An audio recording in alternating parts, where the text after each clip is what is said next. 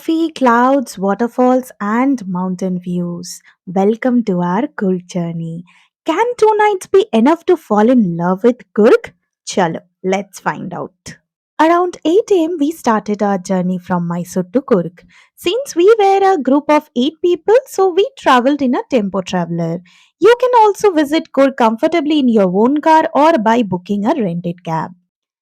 Before reaching Coorg, our first stop was this beautiful Namdroling Monastery, popularly known as the Golden Temple, located near Kushalnagar. This monastery is around 90 km from Mysore Airport and about 258 km from Bangalore Airport. This place feels like a completely different world.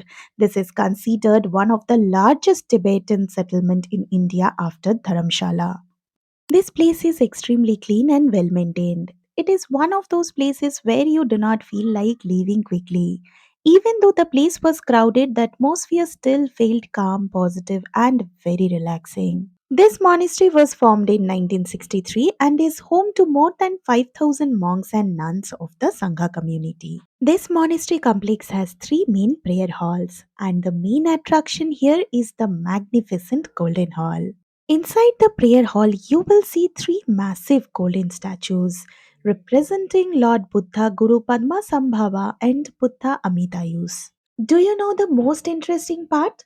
This central Buddha statue is around 60 feet tall. These beautiful statues are made of copper and lidded with gold. The detailed artwork, colorful worlds, and peaceful ambience make the prayer hall more attractive. If you would like to experience monks' daily chant and rituals, try to visit around 1 pm. We experienced it ourselves, and the feeling was just awesome. The sound of the chants created such a calm and spiritual atmosphere here. So, if you are planning a trip to Coorg, make sure to include this Namdroling Monastery in your itinerary. The monastery is open daily 9 am to 6 pm. So, I would like to suggest one thing. If you are visiting here, spend some time, listen to the silence, and experience the peaceful energy around you. Because sometimes the most memorable part of the journey is not just what you see, but what you quietly feel. There are many shops around the monastery where you can buy traditional Tibetan items, prayer accessories, decorative pieces, clothes, and many handmade items. Some products you may feel slightly expensive. These are handmade items, so cool. If you like, you can buy it. After that, we stopped for lunch and then headed towards our next destination, one that represents the true flavor of Coorg. Can you guess what Coorg is most famous for? Yes, coffee. The moment we entered, we surrounded by greenery, tall trees created a natural shade above us while coffee plants covered the ground below. Our guide introduced two main varieties of coffee grown here, Arabica and Robusta. Arabica is generally smoother while Robusta has a strong flavor. But what surprised us that is plantation had much more than just coffee. As we continued working, we saw cardamom, bay leaves, vanilla, wild jackfruit, wild mango, white sandalwood, and many more other plants. At almost every step, our guide stopped to show us something new. He explained how the plants grow, how they are identified, how to maintain, and many more plant, things. but elaichi will grown here only. This is called the shrubs. So flowering will become in this part. Then on the August we'll get to start to the harvest. Without a proper guide, many of these plants might simply look like a ordinary greenery, but his explanation made the entire work interesting, informative, and easy to understand. The entry ticket was 200 per person, and the guide was included with no additional cost. This is a wild mango one. So very popular. Malenadu mangoes is called. So by this portion, so this not after 10 years it became like this. This not banega. So can check it, 30, 40, 50, 60, almost 70. 100% execute नहीं कर सकते हम, but almost 70 80 British time का है. Do you know Coorg is one of India's most prominent coffee growing regions? That's what our guide was also saying. So, our trip would have felt incomplete without visiting a coffee plantation.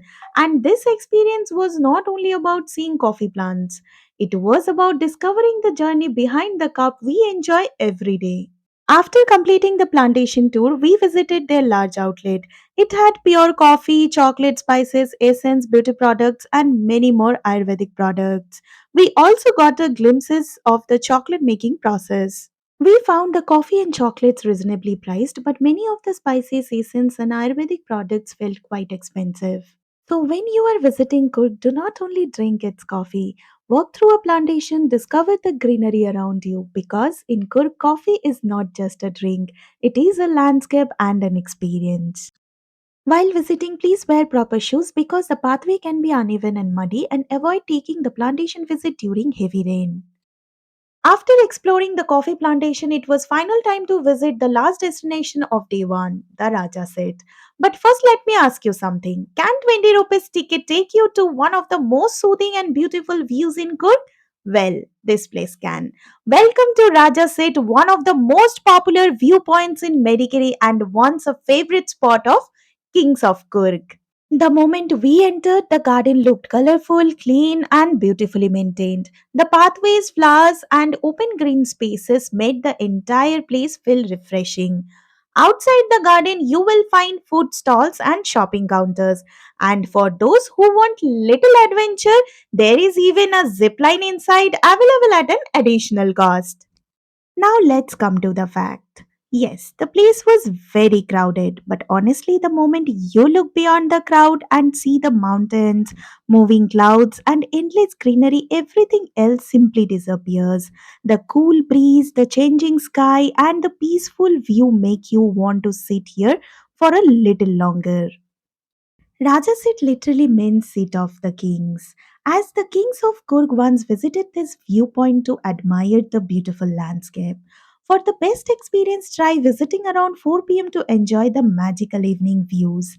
You can also come early in the morning around 6 a.m. when the surroundings may feel quieter, cooler, and magical.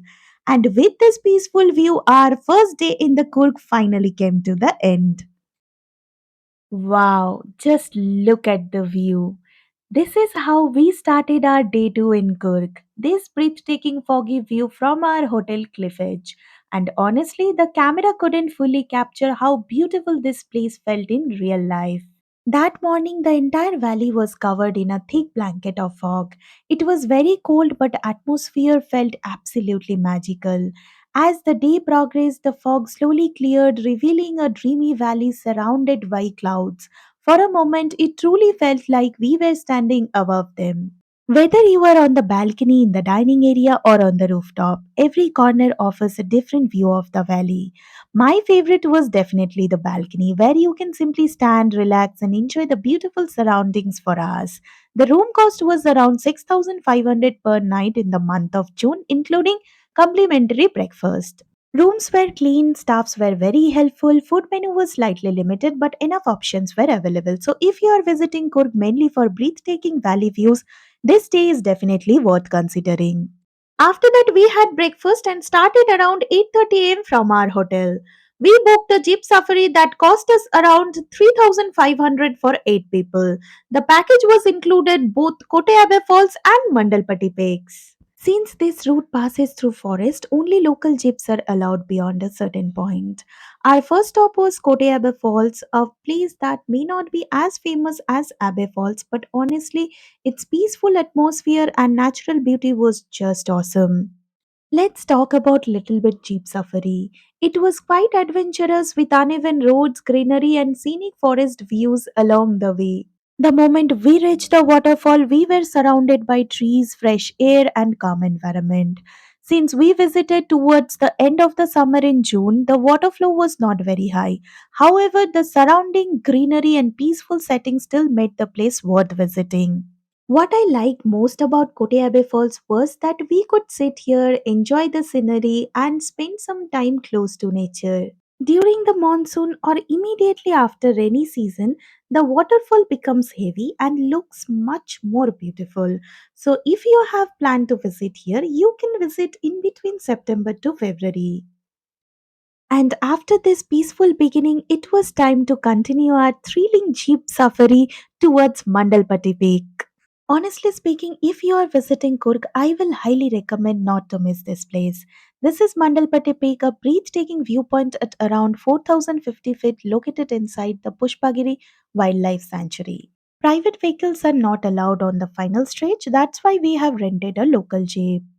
While going towards Mandalpatti Peak, the bumpy roads, sharp turns, and beautiful mountain scenarios make the journey an experience itself. After this ride, there is a short trek of around 10 to 15 minutes to reach the viewpoint. And once you reach the top, the view is simply unforgettable. Endless mountains, deep valleys, open skies, and the powerful mountain breeze. The best time to visit is around 6 a.m. when you may witness a beautiful sea of clouds and fogs. We reached around 11:30 a.m. because we were enjoying the stunning morning valley views from our hotel. Even without the sea of clouds, the view was absolutely stunning, isn't it? After enjoying the beautiful views, our jeep dropped us back at the point where our tempo traveler was parked. From there, we started our journey. In middle, we stopped for lunch and then headed towards one of the most popular waterfalls in Coorg, which is Abbey Falls. To reach the waterfall, we need to walk for around 7 to 8 minutes through a pathway surrounded by greenery. There are also a few stays, but the route is manageable for most of the visitors. As we moved closer, we could slowly hear the sound of the water, which made the walk even more exciting. Abbey Falls is definitely more crowded than Kote Abbey Falls, as it's one of the Coorg's most famous tourist attractions. Since we visited in June, the water flow was not at its highest. Even then, the waterfall looked beautiful, surrounded by rocks, trees, and dense greenery. If you want to see Abbey Falls at its fullest, then the month immediately after the rainy season would be the best time to visit here. After visiting Abbey Falls, we headed towards the final destination of our good trip, which is Chiklihole Reservoir. As we were not able to visit Dubare Elephant Camp due to recent incident, hence we had time to visit this place. It started raining on the way, which made the drive through the greenery even more beautiful. I always try to share genuine details about the places I visit. So, here my honest experience. I added this place after seeing beautiful pictures and reviews online, but when we reached, the dam was completely dry and reservoir water level was very low. I would recommend please visit this place in between September to February. And with this, our 2 nights Coorg journey is ended here. Coorg gave us so many beautiful memories, and I hope you guys have enjoyed this video and found it helpful in planning your Coorg trip. If you have any suggestion, please mention in the comment box. Thank you for traveling with me. See you soon in my next journey.